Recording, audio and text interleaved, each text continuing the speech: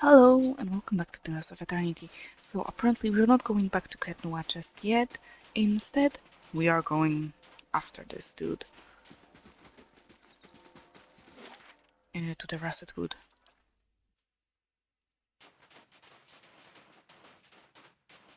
Oh, I knew that Malkachoa was bad.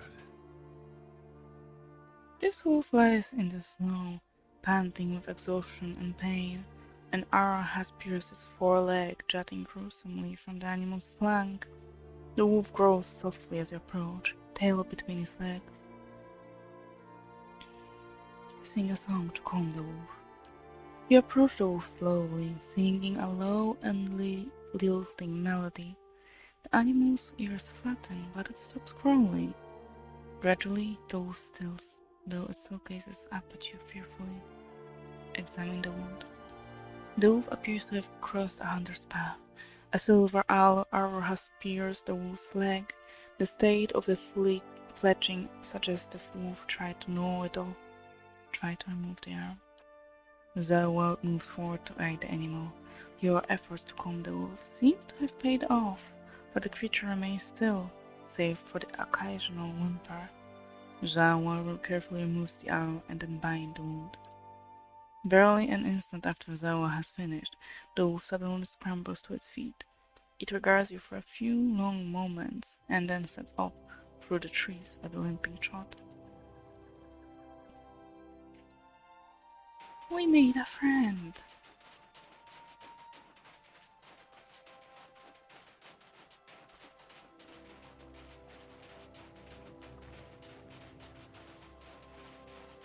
Something here? No.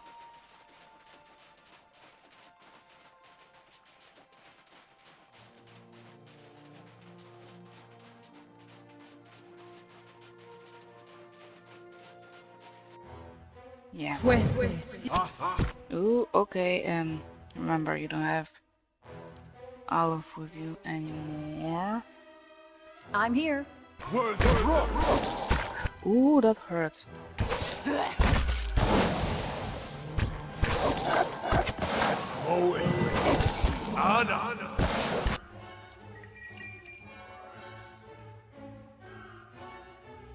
I'm here.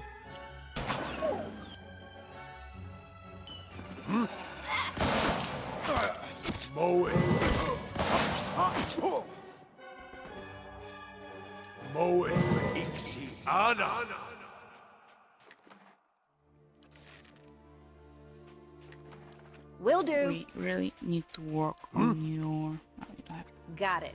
binding. Work on your healing abilities.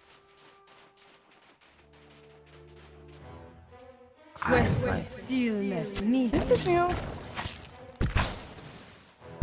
Okay, we have a few too much for upfront. You...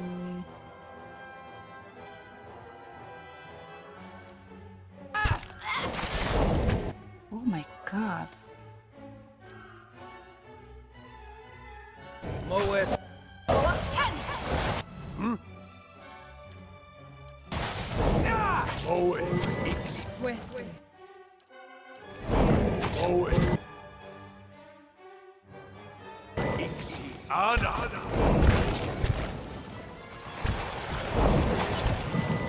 Just like old times.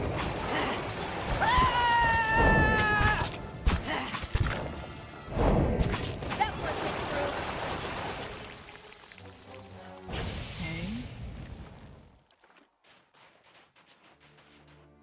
And you wanted me to even... Oh, you have it. Oh, you have it over. Okay. To make it even harder on myself. No, thank you.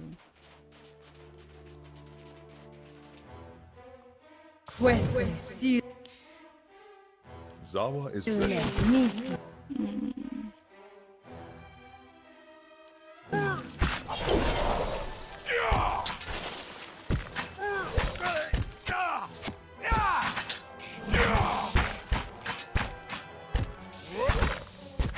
I'm here. What the hell? Zawa is ready.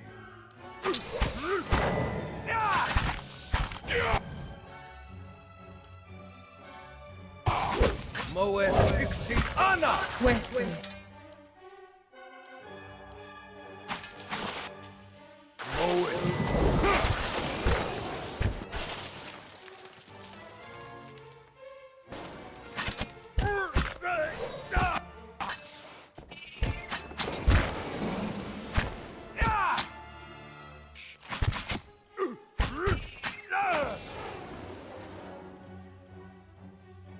Okay, so I see the difficulty of this place will Okay. be the amount of enemies at once, not their strength alone.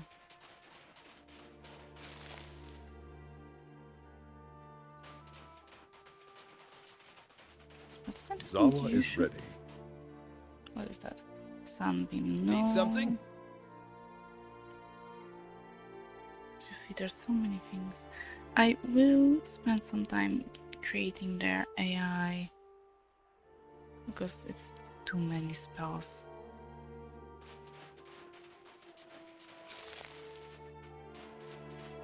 So like casting, hopefully I can create Fuerte. Stillness. Me.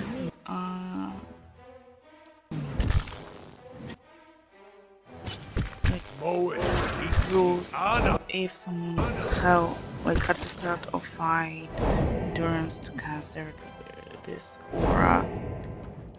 If someone's health is below a point to make him cast healing and so on and so on.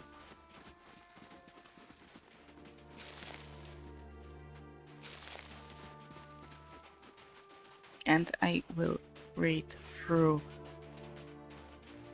the spells properly.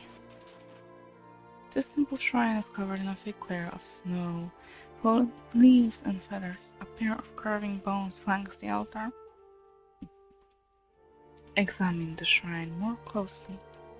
The shrine does not appear to be frequented very often, though traces of old candle wax line the edges of the stone. Under the dusting of frost, you note a rectangular section of the altar's surface that seemed to be cleaner than the rest, as if something once rested here. Touch it. You feel a tingle run up your arm, and as you set your fingers to the altar, in the instance after, the wind seems to die down, the sound of the wilderness growing muted to your hearing. Then you hear a sudden low growl, quickly joined by more. A vision strikes you like a sudden memory, though it is unbound by time or place. Within a sea of darkness, you see a great beast, formless save for its gleaming fangs.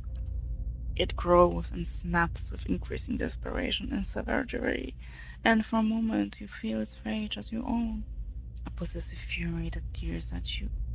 Something has been taken, your territory threatened, and the price for it will be blood.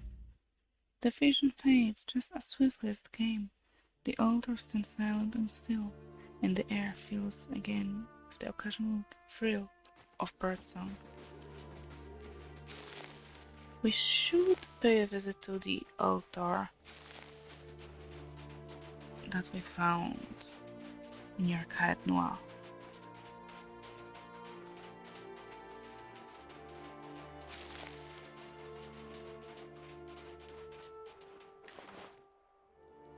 Boots of speed, okay.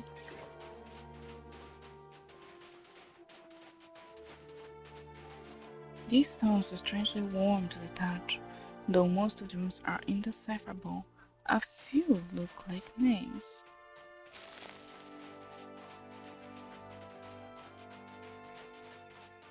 Oh?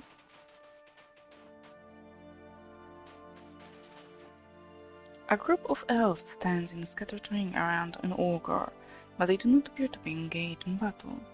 The ogre is bound with rope, and one of the elves tugs harshly on the line tied around the ogre's neck. "This is pointless, beast. You won't get anywhere being stubborn." The ogre only snorts angrily and pulls back on the rope. Two other elves prod him somewhat timidly with their poleaxes. The ogre doesn't budge. "Hey, Vamro!" One of the elves has turned to look at you, motioning at the man occupied with the ogre. The elves turn to look at you, hands falling to their weapons. Farmer gives a final sharp yank on the rope before he turns as well. What are you doing to that ogre? This creature will accompany us to Wasteland. We've had some trouble on the roads, but having an ogre along should put an end to it. I purchased him from some slave hunters, not far from here, looking to recoup their expenses, I expect. Not sure he's worth quite so much coin. You're a long way from home. Oh, we'll be further from it's still tomorrow. Just picking up some help along the way. Looks up at the ogre. A rather sad specimen for an ogre. He came cheap. We need the muscle. Gods know they're good for little elves. Famil gives the rope another tug. The ogre's already impressive scowl deepens. The ogre gives a great bellow and suddenly lunges backward, tearing the rope free of his captor's hands. With a triumphant roar, the ogre pulls apart the bindings on his arms. Varmro growls at you. Look what you've done! Stop that ogre, but don't damage my property, and bring me that fool's head. Oh.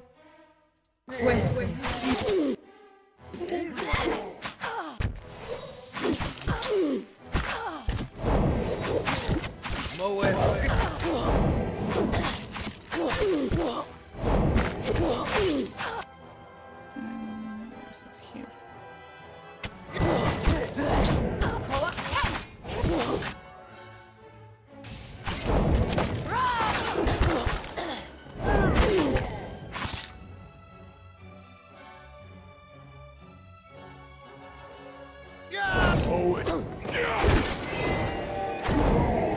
They really have to fight the ogre as well. Oh, the ogre is dead.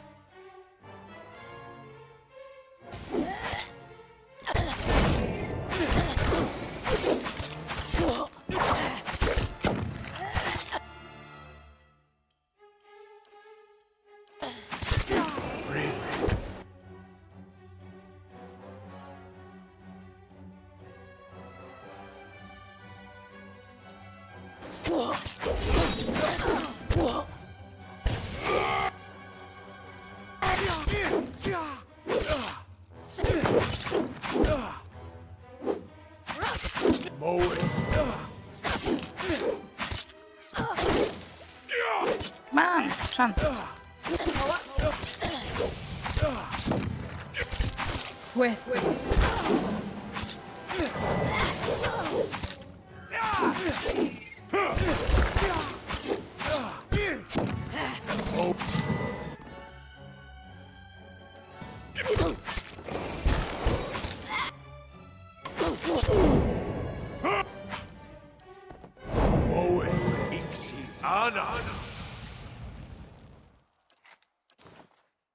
Okay.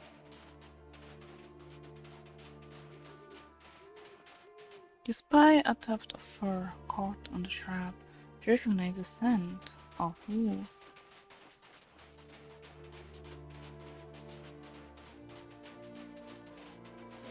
Okay, this place is rather huge.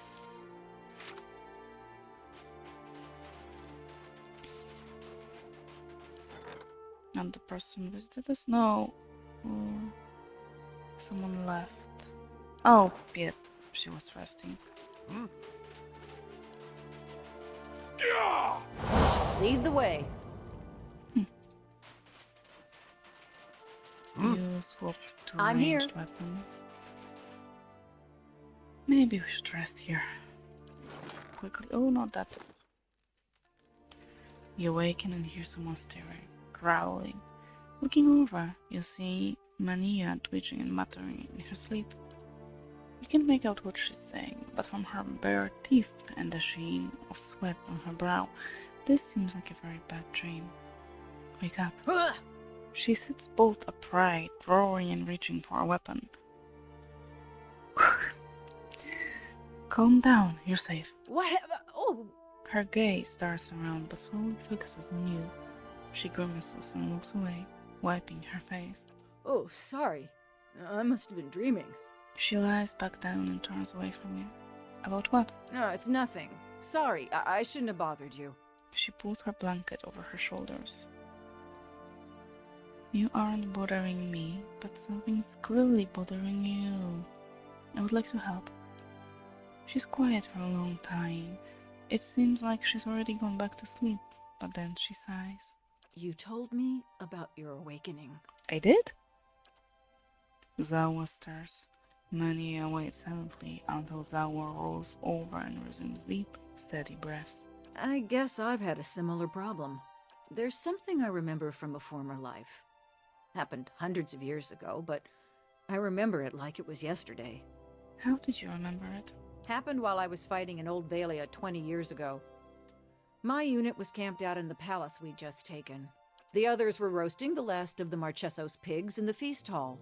So, I went to the wine cellars to fetch a few bottles. She works her fingers into a knot. I don't know how long she'd been hiding there, but there was this old woman. Must have been one of the servants. Her fingers curl into fists. She had this wild look in her eyes.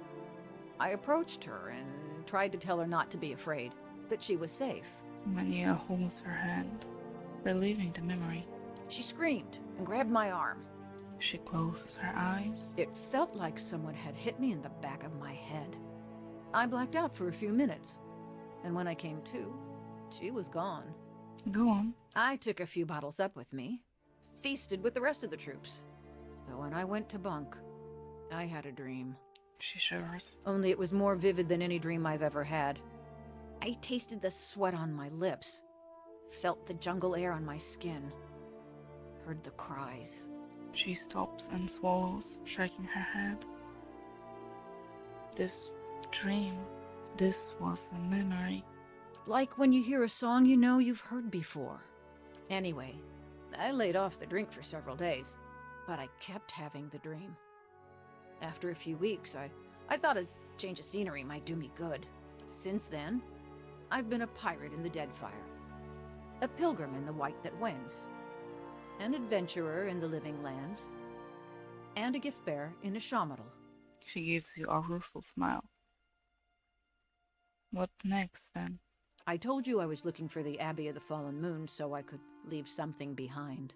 There's a pool there, the Salt Well. It's where gift bearers leave the heaviest burdens. It's said that a person can enter it and leave their own memories behind. There's a distant, hungry look in her eyes. And you would leave this haunting memory in the Salt Well. That's the plan. What if you lose more than you intend? At this point, I'd gladly give up all my memories if that's what it takes for peace in this life and the next. Okay, let's get some rest. We got a lot to do. Yep. We surely must look for that bastard. Ooh. What? Tell me. Don't see many on these roads, and the few we do are hunters, woodcutters, or smugglers. She cocks an eyebrow at you and gives you a half smile. She holds herself with confident grace, a conspicuous holster slung over one hip. Beyond her is a wagon loaded with supplies. Manacles dangle from one end. Which one are you? Hunter, woodcutter, or smuggler? The high, clear peals of her laughter rings across the snowy plain. I suppose you could say I'm a hunter. Her fingers drum the tooled leather of her holster. I'm looking for a fugitive from Raid Ceres, an indentured servant, and a wanted criminal. The smile disappears from her face like a candle flame snuffed out by the wind. She watches you through humorless eyes. What exactly is he wanted for? Besides breaking his indenture, he slew his master's 13-year-old son, killed the boy before he fled.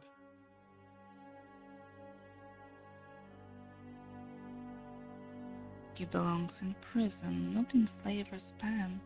His master sees it differently. She unholsters her pistol. Shame we couldn't do business. Wait, what? I was just talking. Do your thing, okay.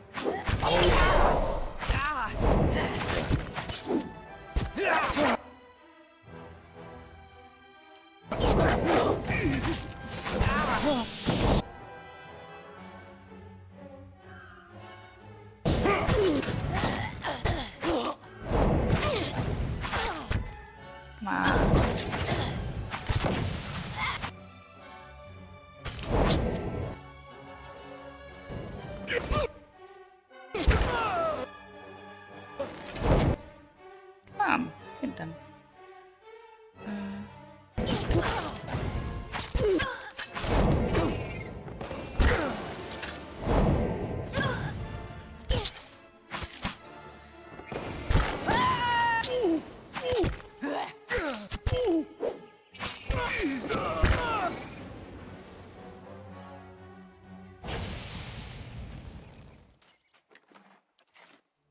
Yep.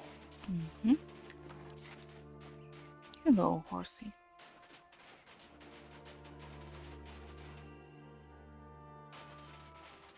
To fall through the ice is said to cause unimaginable horror.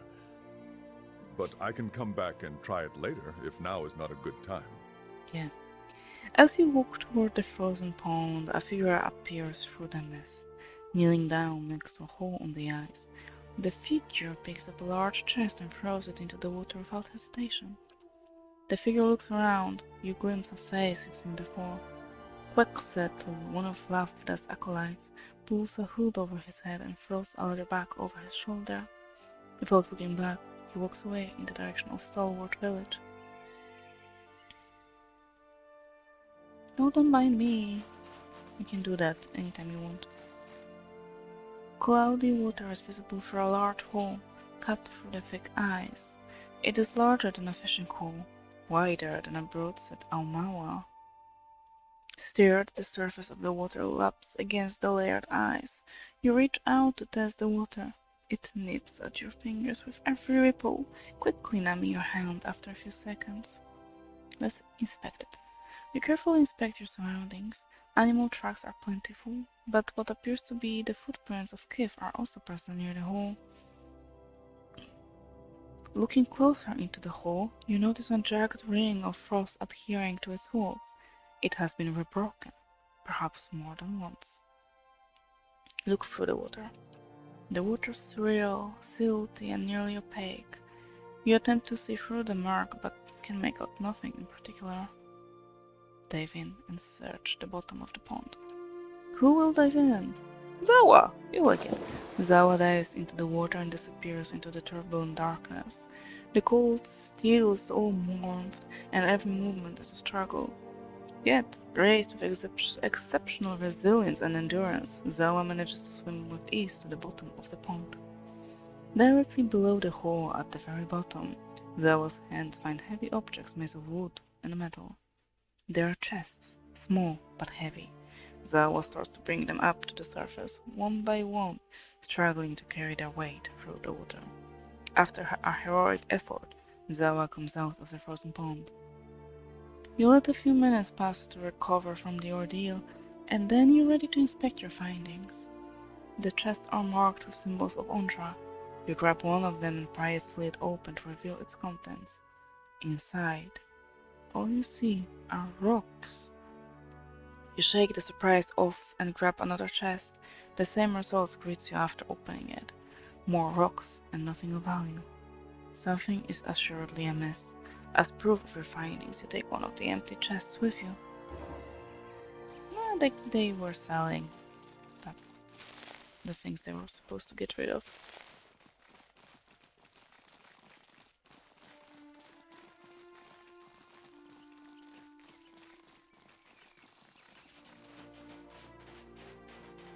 Okay, but I think I'll end this part here for now. It will be rather shorter one. So for now, thank you very much. Stay alive and see you soon.